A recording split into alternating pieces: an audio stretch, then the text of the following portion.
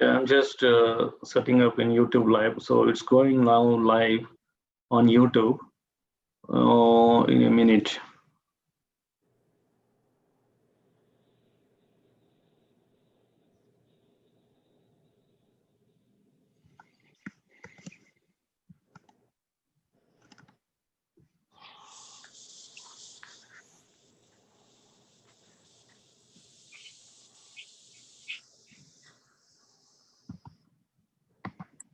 Okay, I'm pasting here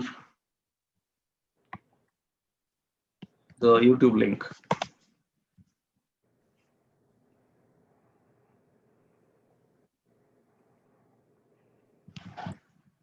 Can anybody click on that and check if you're able to?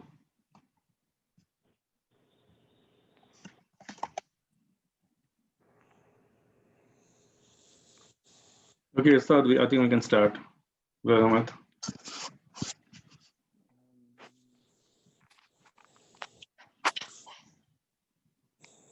Assalamu alaikum, everyone. So this presentation, or the purpose of this, is to just catch up on some of the frequently asked questions about the census. Alhamdulillah, I know that we have done some trainings around this in Harrisburg as well, but we wanted to sort of catch up, get some updates. There's a timeline update, and there are several other initiatives going on, or interventions, so to speak, going on. The idea is to be able to answer questions that community members may ask as part of this census outreach grant project that, mashallah, you all are leading. So I'm going to share some of the basics in that regard, so that we can try and be prepared to answer some of the basics and some of the questions. So I'll try to keep this briefer than in the past. This map that you are currently seeing on the screen is a map that Keystone Counts had put together to identify at-risk households and at-risk counties in terms of the census, where we have communities who have increased number of limited English proficiency voters, increased communities of immigrant communities.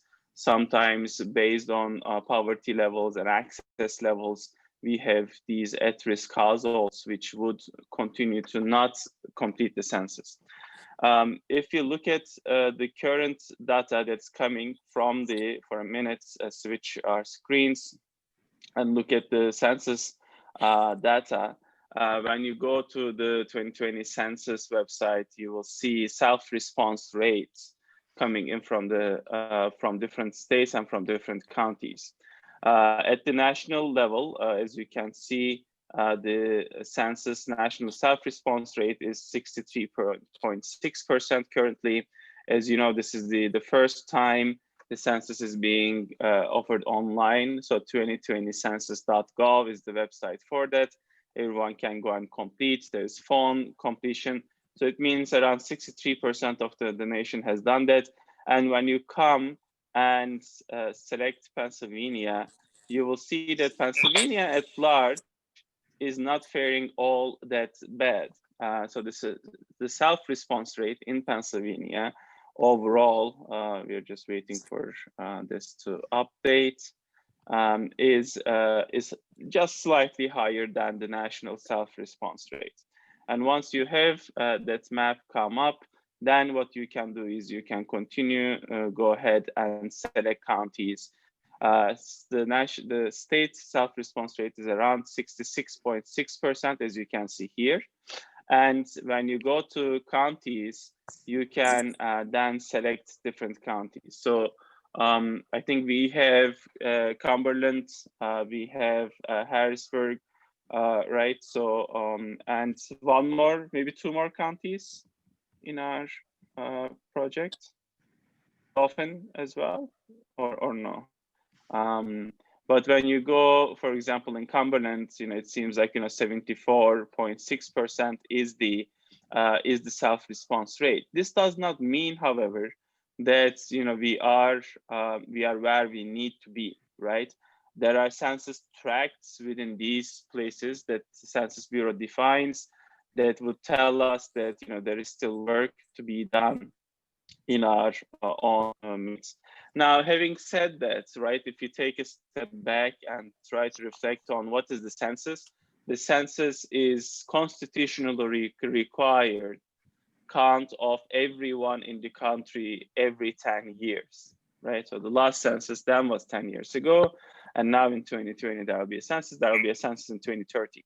The idea is to count everyone based on where they were living on April 1st. Obviously, COVID-19 has inserted a level of complication on this, especially in regards to college stage students and especially in regards to several other issues.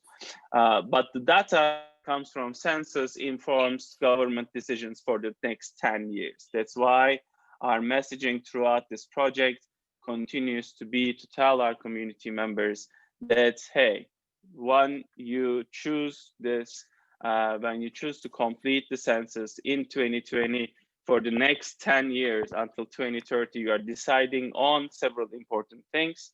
One is the fair representation and legislative redistricting, right? The census will determine how many seats Pennsylvania has in the United States House of Representatives and how US congressional and state legislative districts are redrawn. This is an election year. There will be critical elections in the next 10 years, right? Another presidential election, two of them. So it's important. And we decide $675+ billion in federal public funding, how much funding each state receives for the next 10 years, right? So Pennsylvania receives around $27 billion each year. That's roughly $2,000 per Pennsylvanian. It impacts how much money comes in, right? So this is each year. So over the next 10 years, one community member not completing the census would create a lot of complication for the state. That's why the governor's office is putting money into this. Several cities are putting money into this so that we can encourage people, whether you're Republican, Democrat, independent, whether you are from this background, that background, to complete the census. So that's critical. This year, the census is using one version of the questions, which has only 9 questions, right? Essentially, and it's online, and this is very easy to complete. In the first question, you identify how many people live in your household. In the second question, you are essentially adding in additional people. Whether you own or rent this place, you put down your phone number and you provide information on each person living in that place. The name, the person, whether that's male or female, you put down the date of birth so that age can be calculated. And then the next questions are about background, right? There's questions whether you are Hispanic, Latino, or Spanish. And then that's ethnicity, and then there is the race question. Under race question for our community, we encourage, together with other immigrant-led organizations, that as much as possible, our community members do write down their race and do identify, check as many boxes as they fit. For example, if a person is both African American and Palestinian, right? We encourage them to write not both white and black, but check black, and then check some other race, put down Palestinian American, put down Arab American, right? For some of the races, for example, in terms of the Asian community members, there are other Asian options. For example, you can put down Pakistani, you can put down Cambodian, you can put down Sham, and put down those information. So that's important because when the census, as you can see, categorizes white with a very broad definition, which for their mind includes Arab Americans as well. That is an issue that Arab American community at large, Muslim and non-Muslim, rallied against and tried to convince the White House to increase these options and add a specific Arab American box, which they did not add. The idea of not doing that is important because it will come and help both linguistically and otherwise certain data that would help the communities themselves. Now, an important question is whether there will be a question about citizenship status on the 2020 census. Those of you who completed the census know that the answer to this is no. There is no citizenship question. There is no immigration related question on the census. However, we need to talk about one aspect, which is that recently the White House developed an initiative they said that they will be directing the Census Bureau to remove non-citizens from their reporting about the census. Now, that is an unconstitutional request or directive, according to many legal analysis. And the Constitution is very clear in counting everyone in the United States, and the practice so far has always been counting everyone. This includes international students, this includes people who hold green cards, this includes people who are on different kinds of work visas and all of that. If you are living in the United States as of April 1st, 2020, then that applies to you. Led by the Attorney General of the state of New York, several states joined a lawsuit against the White House, and that is going to be hopefully decided soon. They actually have applied or have submitted a petition so that there is a summary hearing on this, given the urgency of the situation. That means that hopefully that will be decided soon. So we are waiting to hear an update on that. In the meantime, no one obviously should be prevented or should feel like they should not be completing the census.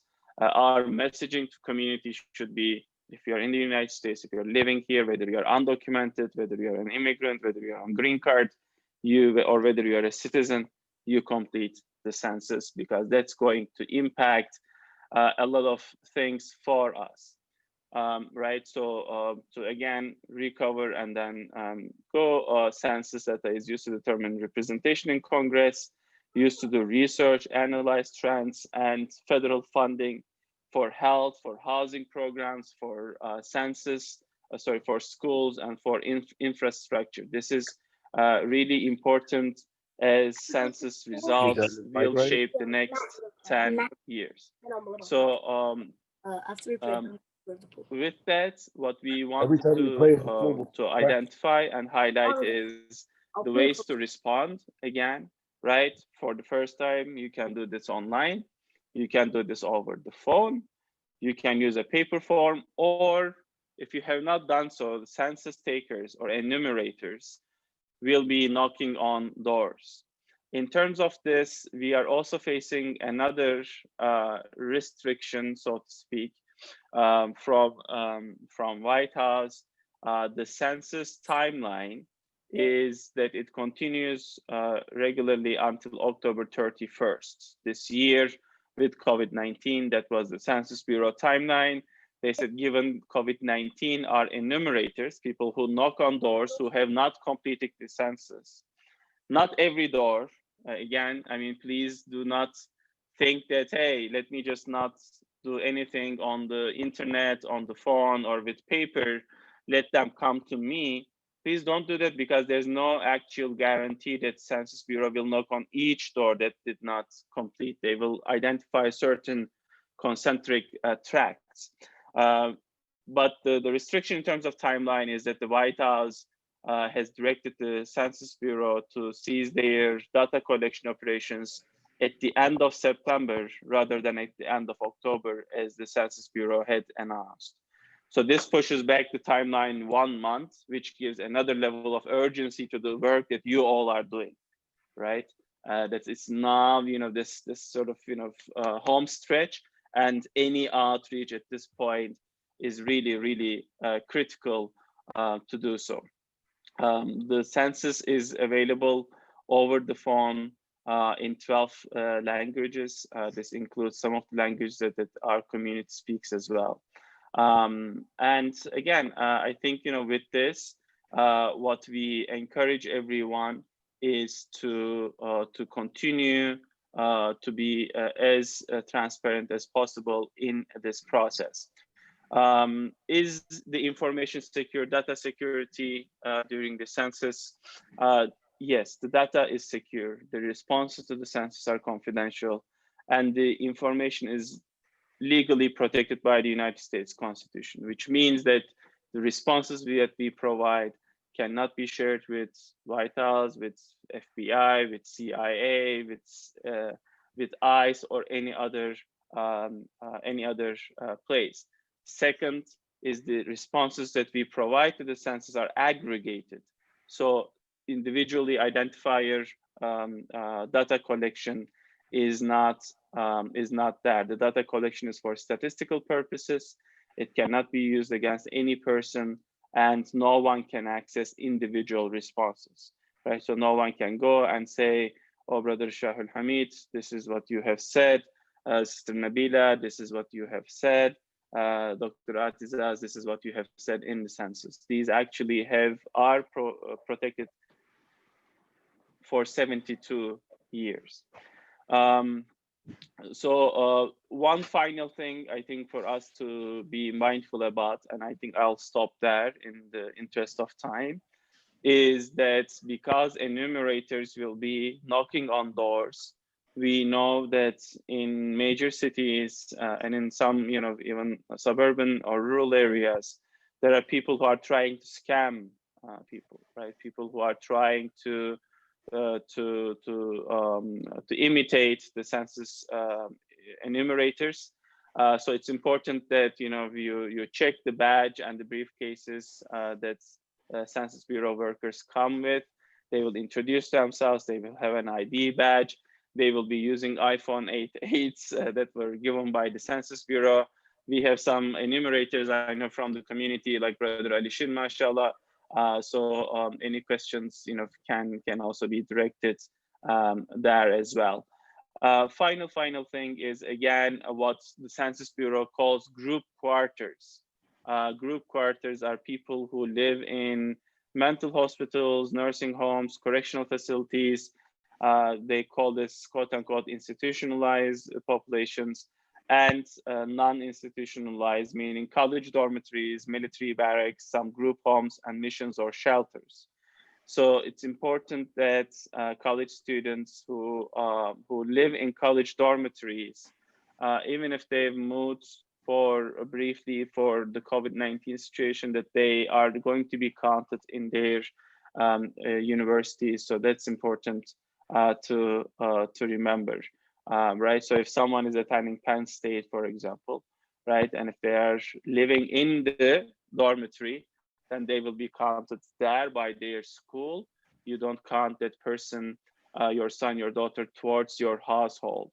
But if they are renting in State College, if they are renting somewhere in Harrisburg or in Philadelphia, then that's their individual responsibility to complete the census. I think I am going to stop here, and it's important to remember that babies count as well, right? We shouldn't forget the babies, and we should be mindful about some of these situations. There is still help in terms of people who may need sign language or Braille or large print. So you can call 311 for support. Contacting the Census Bureau is easy. Again, if I can share the main website that everyone should keep handy, it's the 2020 census.gov. That's where we are directing everyone in terms of getting answers, in terms of completing the census.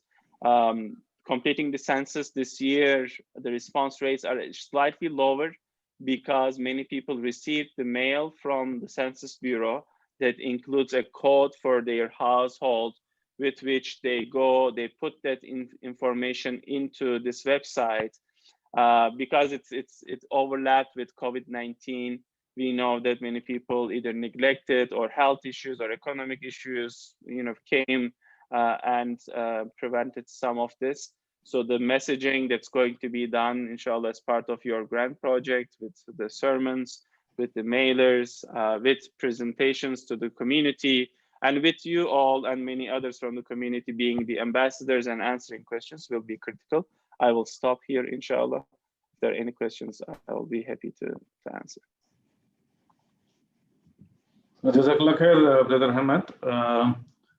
I see like Dr. Itazaz is also joined, and I think Taha is there and Musaddiq is joined. Okay, if you have any questions, we can ask brothers and sisters.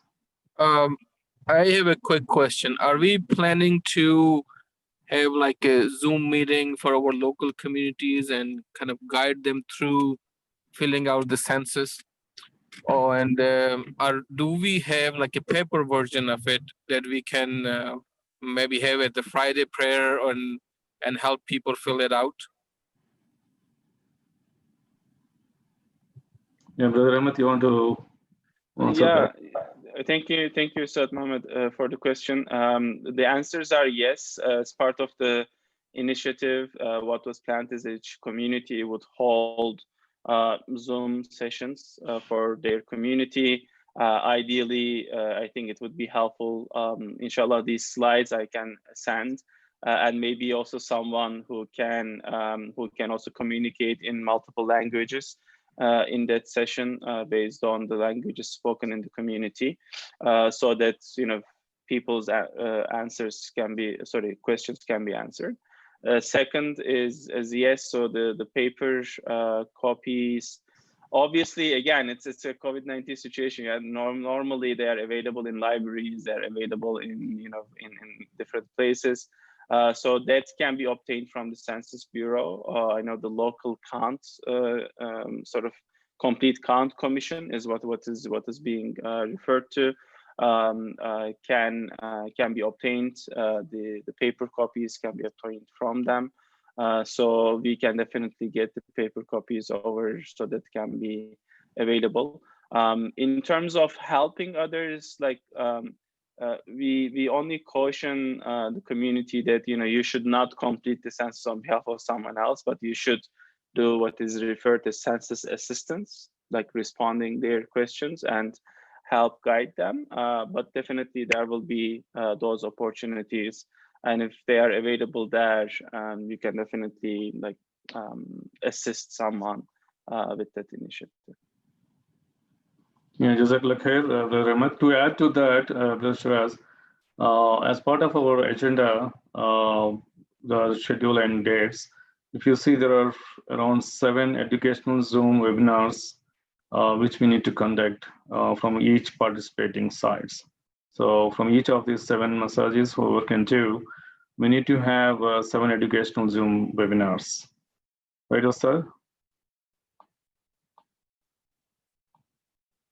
And also to add to that, we do have a timeline until September 30th to have the language-specific large-scale webinars to educate our community, inshallah.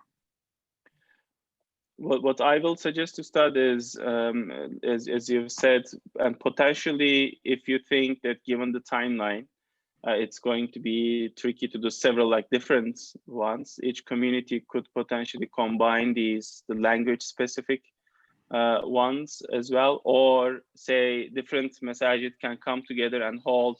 We are doing the Urdu session today. We are doing the Somali session next weekend, and someone can guide on that. May I briefly share one thing which I am assuming that, and this is an issue that we are going to face this year.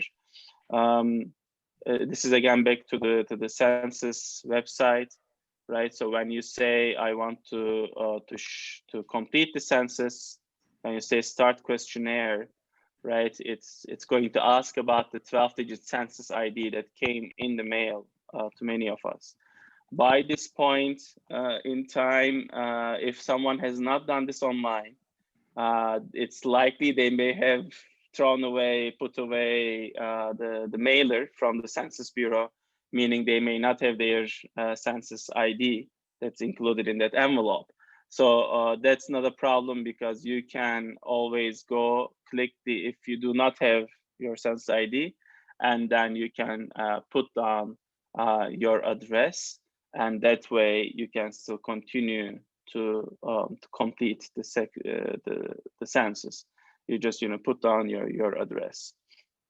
That's also helpful for people, say in the same address several families live, and only one of them has received the mailer. The others can go ahead and then use this feature to complete the census. Inshallah. Brother Ahmed, this is Rizwan. This is related to the college student slide you had there. Sorry, I missed that, the details over there. Are you saying that the students going to the college, they'll be recorded with the college address? Yes, Ustad. So that's the thing. If that student is living on the college dormitory, right? Okay. So if they live in the college dormitory, maybe because of COVID-19, they may have come home and they are doing like online, but they are still going to be counted by their college, because that's taking the earlier spring timeline. And even if someone may have traveled back, that's considered their ongoing residence. Does that make sense? Yeah. Jazakallah khair. And also, I need to continue on that point, Rahmat. If that student, like if the student is in the private dorms, then it's their responsibility. I think same thing applies to the students who are doing from home, online college. You mean someone who rents normally, let's say in state college, but just because of COVID, they came Yes. back? Yeah, that's actually the case. That's actually what is being recommended by the Census Bureau. Earlier in the spring too, we had faced this issue. To give you an example, my sister-in-law, she lives in Boston, goes to grad school there. She had come back in March back to Philadelphia area, but she still was renting there. And when I asked this to a Census Bureau person, they said that actually for that person, they should complete as if they are living in Boston and Massachusetts. So that's an issue that's especially college towns and places with a lot of college population are careful about. And one of the reasons why currently in Philly area we have trouble, however, is that many college students are not in the area, and therefore the response rates in certain areas is lagging behind.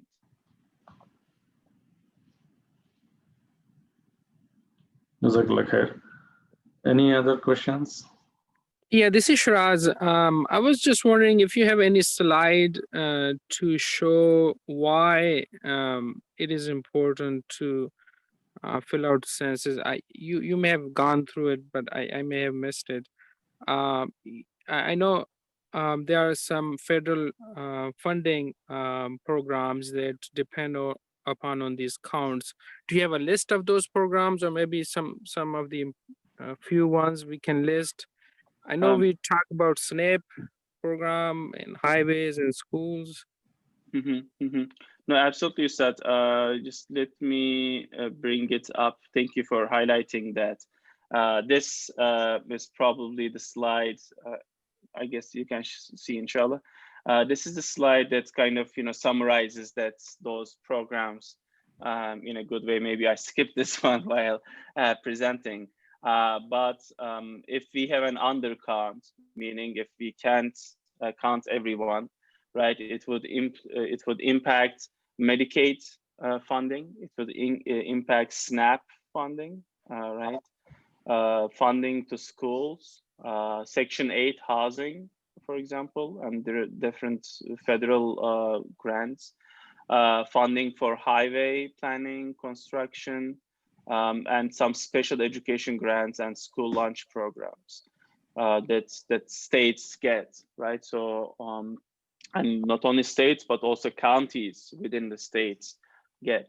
So if our community is completing the census, right, the school lunch program that some of our community members might be benefiting from, and all that's really going to be impacted. SNAP programs that many community members across the nation benefit from. Section 8 housing, right? I have like a close friend, for example, and he is on Section 8 housing, and how this money is distributed, and the Section 8 housing is made available in different areas that are all dependent on the response rates and the number of people that complete the census. Okay, thank you. And you'll send us all of these slides, right? Yes, I will send, inshallah. Okay. One other question. I know early on we had a meeting and we talked about having school and college guys going knocking into our community member houses. I think we dropped that idea, right? We're not doing that. Initially, the goal was, through this, the census grant, to have community organizers and volunteers from each masjid. But because of restrictions in the grant language, we had to unfortunately drop that idea. Okay. Given COVID-19 restrictions, currently many groups who are otherwise doing canvassing, door knocking, are not doing so. In the election process, you might still get some of those door knocks, but that's another sort of way that it has come to be impacted. However, I think it's really impactful if each community group masjid sort of can identify a few of their youth members to be kind of, the ambassadors on this, to call people up, maybe to be active and to lead those Zoom sessions. I think it can be impactful. Thanks. Thank you, sir. Thank you, Sasha.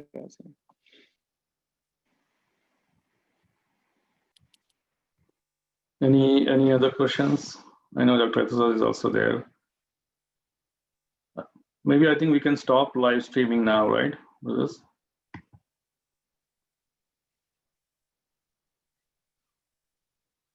I think so, sir. Yeah, I guess.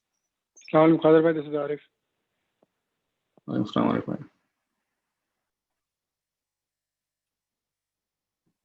Yeah, if we don't have any more questions on this census training, we can stop the live. Jazakallah khair, Rahmat from CARE for taking this training sessions, educating the all the masjids here, leadership in the community. Hopefully, we all kind of like take part on this and fill the census form and send, and then don't forget to vote on November 3rd, and also send the ballot, filling that vote. Inshallah. Yeah. What I'll do, inshallah, is I'll go over the slides, like remove some of the duplicate slides and make it even more concise so that it's easier if anyone wants to say translate it or go over it, so that inshallah I'll share those with you later tonight. Inshallah. Jazakallah khair.